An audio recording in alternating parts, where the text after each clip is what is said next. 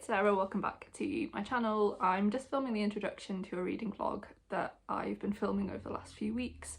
It's kind of derailed a bit because I had COVID, so there's not as many speaking elements of me like talking about the book that I've been reading as much as I would have liked, but I just didn't want to pick the camera up when I had COVID. I felt horrific. So yeah, there's a lot of footage of my garden and my first outing to the Botanic Gardens in Edinburgh after my COVID isolation. I ended up in isolation for almost 3 weeks, I think it was, because my husband came into contact with the virus. We started isolating, and then it was a couple of days later before he actually tested positive, even though we knew he had it.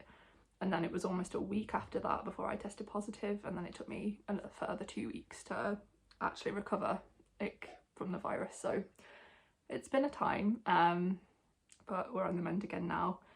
But yeah, I was just really craving at the time like something cozy, and I was really enjoying like my gardening and just getting to grips with like a brand new garden. We've just moved to this house in the last couple of months, and just trying to get the garden to how I want after we had a saga where our neighbour accidentally cut down our tree in the garden. So it's just basically a square now. It just looks like a yard, but I've been trying to fill it with some plants and make it look a bit nicer. So yeah, I just wanted to read a cozy book. I'm not a big fantasy reader. In fact, I don't really like reading fantasy because I don't like very intense plots and like intense world building. It's just not like the kind of thing that I enjoy reading or that I'm like particularly good at picturing in my head. So yeah, this is just the introduction to that vlog. A bit about why there's nothing really of me talking apart from like starting the book, sort of a bit of an update towards the end, and then me actually finishing the book. But there's some nice footage of like flowers and nice things, and I might insert a little Notion tour of like my plants that I've got in the garden. I've got really into gardening recently. I'm autistic, so this might like peter out in 2 weeks and then I'll go back to just having a yard full of dead plants, or I will love gardening forever and just be obsessed with planting things forevermore. That remains to be seen, but yeah, I'm really pleased with my Notion, and I love watching Notion tours, so I might put that in. And yeah, I hope you enjoy the vlog and you'll see my experience of reading a genre that I don't normally read and don't normally enjoy. So I thought it'd be an interesting experiment as well. I had a feeling I wouldn't hate the book, like I wouldn't pick up anything that I knew like I just wasn't gonna like. But it was more like, oh, if I like any fantasy, it's gonna be this book, so I thought I'd give it a try. So yeah, I hope you enjoyed the vlog, and you will see further footage of me reading, planting, and just generally pottering about. They're the kind of vlogs that I like to watch the most, so I hope you enjoy it.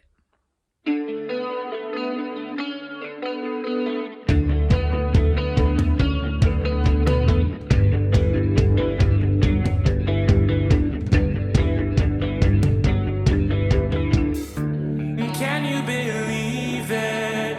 They call it family meeting on me. Boy, you're out of your mind. Do you know what you're doing with your life?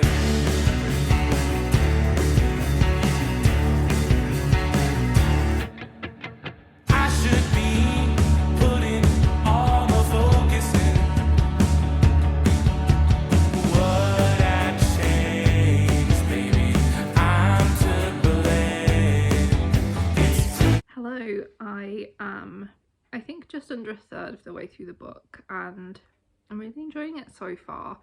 It's very quiet, which is definitely what I wanted.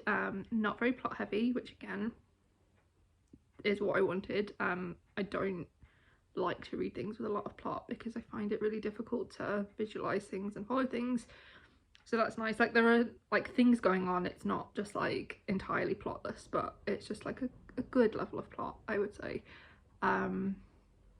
And yeah, we're just basically following Sorcha, who lives in like early medieval Ireland with her father and her 6 brothers. Her mother died in childbirth, and she has a pretty bad relationship with her father because he's just been very like cold and quite cruel to all of the children since their mother died, because he's, I guess, just like traumatized from her death and misses her.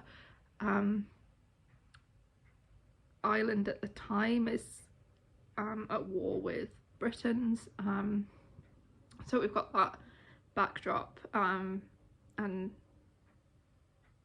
Sorcha's father and her older brothers are quite often like away and like fighting in wars, so Sorcha and her younger brothers are just kind of left to like their own devices. Sorcha's a healer, so she's very into like plants and herbs and medicines, and I think that aspect is really interesting.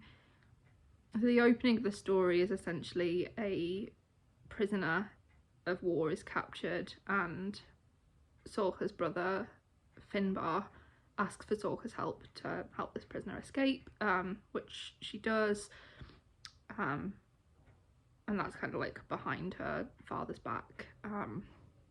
So they're keeping this prisoner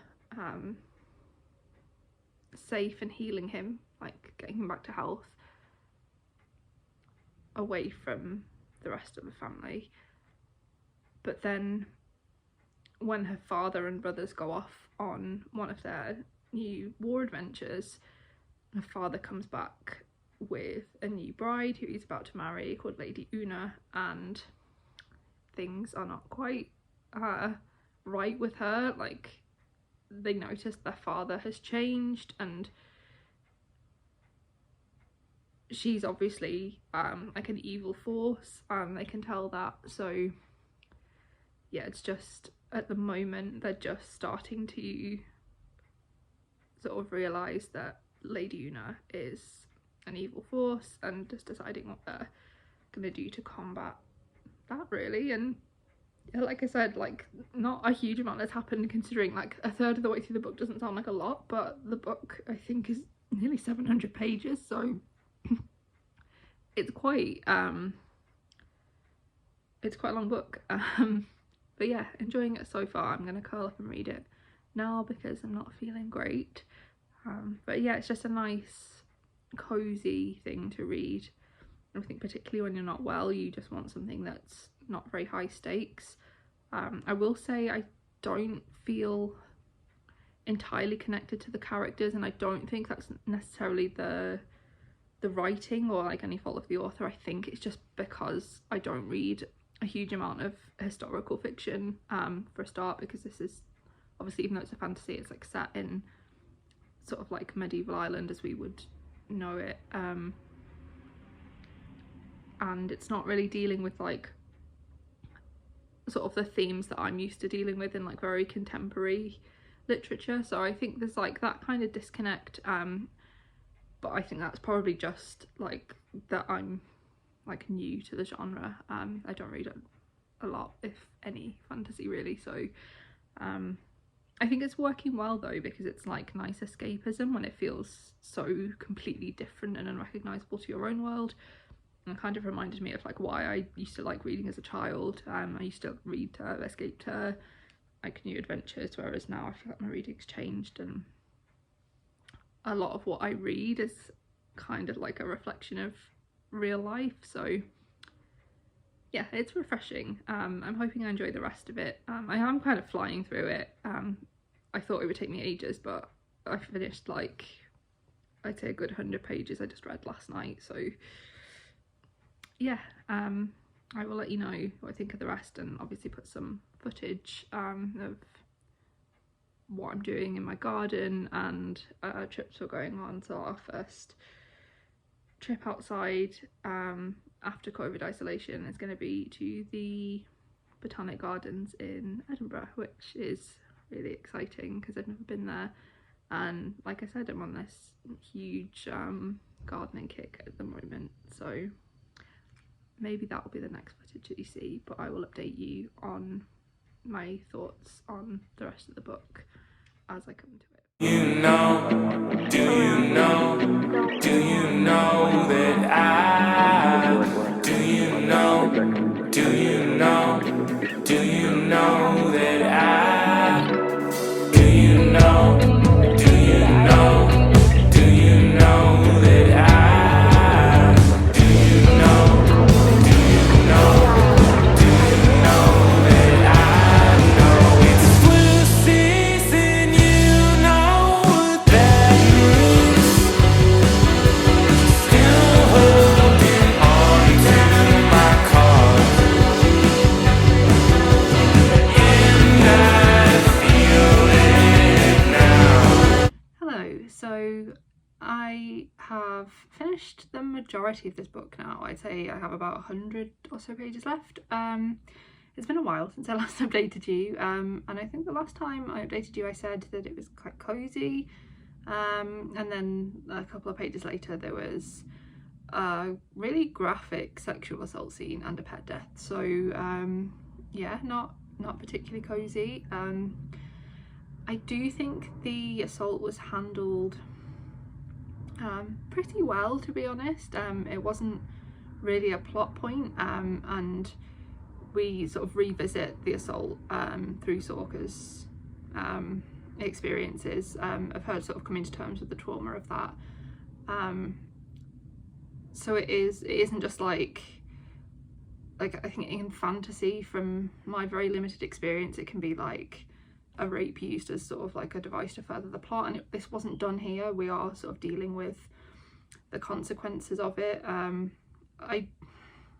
I would say maybe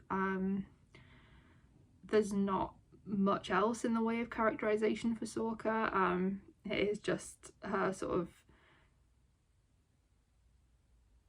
dealing with the consequences of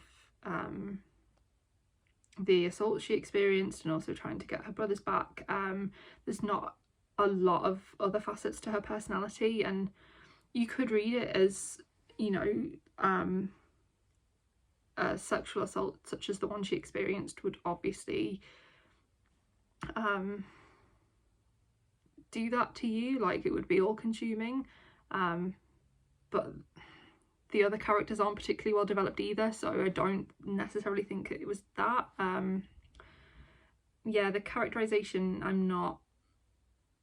haven't fallen for it. I think it's very much like the good characters like Sorka are sort of very like virtuous and like don't really have any flaws to their characters, apart from like she's a bit stubborn and like headstrong, but I don't really think that counts in this scenario. So yeah, the characterization isn't great. I would say I started to enjoy it a lot more when we arrived, when the character of Red was introduced and we sort of like crossed the shores over, and she comes to stay with him in his estate, and I think it really picked up for me from then.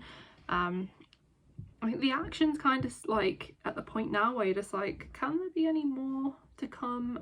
Because it seems kind of resolved. Not resolved, but like it doesn't seem like there are going to be any more plot twists as such, but that remains to be seen.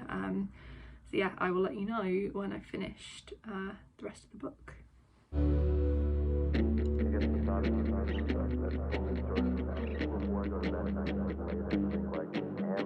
Do you know, do you know, do you know that I, do you know, do you know, do you know that I, do you know, do you know, do you know that I. Hi, so I've now finished reading Daughter of the Forest, and I really enjoyed it. It's definitely not like the best book I've ever read, but yeah, I quite like the ending. I could have done without the relationship at the end. I didn't really get it or think it was like, I didn't see the two characters in that way. But yeah, it was good overall. I definitely recommend it if you're like me and you're not really into very plotty fantasy. I'm not sure if I ever mentioned what the actual plot of this is. Like I said, it's hard to not give too much away. It's basically the story of Sorcha, who is living with her brothers in early medieval Ireland, and the family is cursed. The brothers are turned into swans, and Sorcha, in order to save them, is told that she cannot speak out loud or like tell anybody her story in any way, and she has to make these tunics for her brothers out of starwort, like a weed that really like hurts, like it's prickly I think, and hurts your hands to make them. So that's sort of like the mission that she's given, to turn her brothers back from swans into people. But that's the only real plot, is just her like getting to that point where she would be able to do that. I do think it wasn't entirely wrapped up at the end. We don't really know too much about who the Lady of the Forest is, who tells Sorcha how to you know, turn her brothers back into people, and Lady Una, who I mentioned at the beginning, sort of like just disappears at the end. So I think we follow the same, if not set of characters, it's set very much like in the same world. So I think we'll probably get some answers in the second book, and I would be interested to read it. But yeah, I'm glad that I read it. Like I said, I don't really read a huge amount of fantasy, so it's definitely one like author that I can add to maybe get into fantasy a little bit more and start exploring more